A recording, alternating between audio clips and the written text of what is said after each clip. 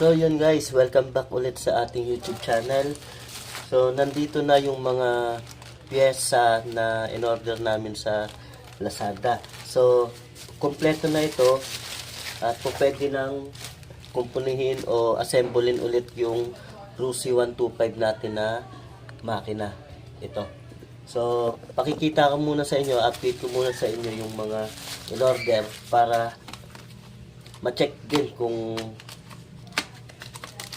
sakto ba yung mga na-order natin sa Lazada. So, ito yung clutch lining. So, bubuksan ko para makita kung tama ba. So, yan. Ngayon ko lang ito bubuksan, guys. Yan. So, meron akong sample dito, yung dating nakakabit. Tingnan natin kung tama.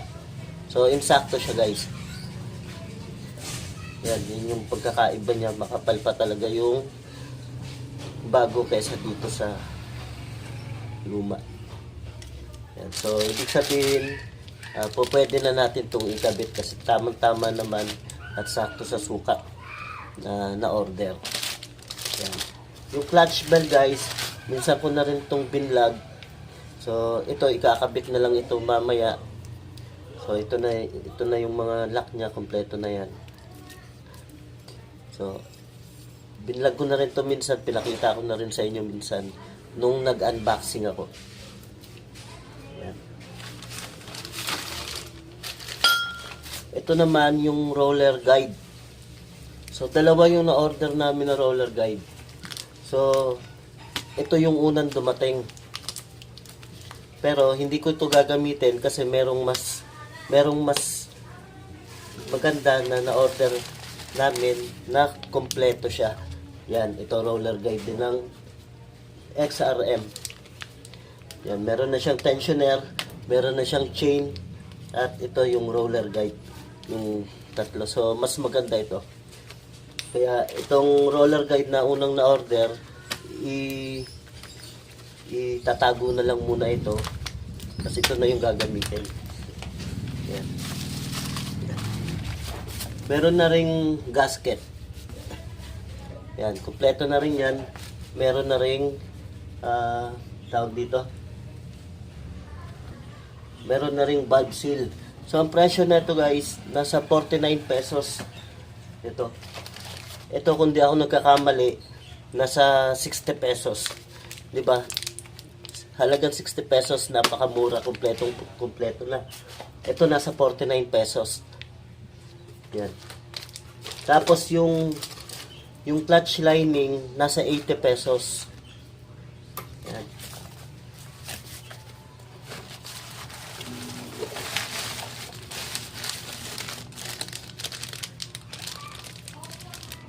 Ito naman yung sa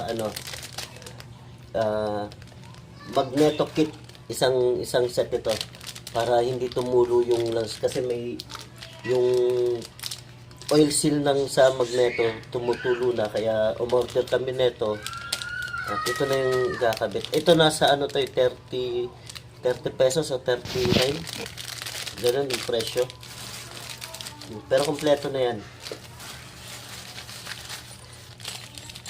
Ito yung retread na gagamitin sana. Modder kami kasi may paggagamitan sana kaso maliit naman. Pero may mga time din na magagamit ito. Siguro sa mga nila. Ito oil seal naman ito sa shock. So mali yung na-order namin nung nakaraan. Pero tatago lang din ito at magagamit naman ito sa mga susunod.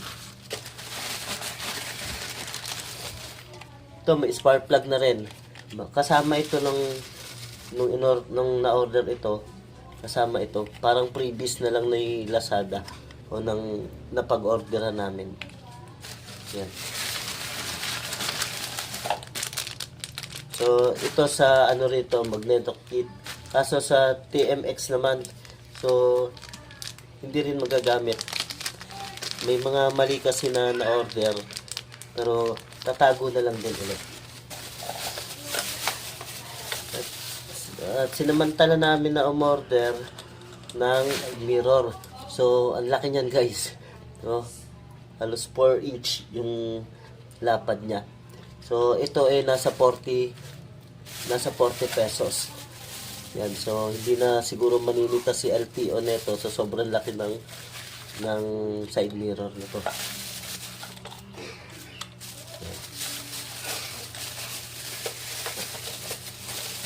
So, yan lang guys. Ina-update ko lang muna yung mga gamit na magagamit dito para sa pag-assemble sa Lucy 125 na makina. Kasi ikakabit ko rin ito doon sa motor na itim. So, ito yung tinanggal ko dati noon nung nag-vlog ako. So, ikakabit ko ulit kasi mas malakas tong makina na to is dahil nga Lucy 125 ito. Kaysa doon sa nakakabit ngayon na 110 lang yun o 100 lang ata. So yun lang guys, update ko. So sa susunod na vlog papakita ko naman sa inyo yung pag-assemble netong makina nito. So si Nognog guys, sa susunod ko na lang din na-update sa inyo.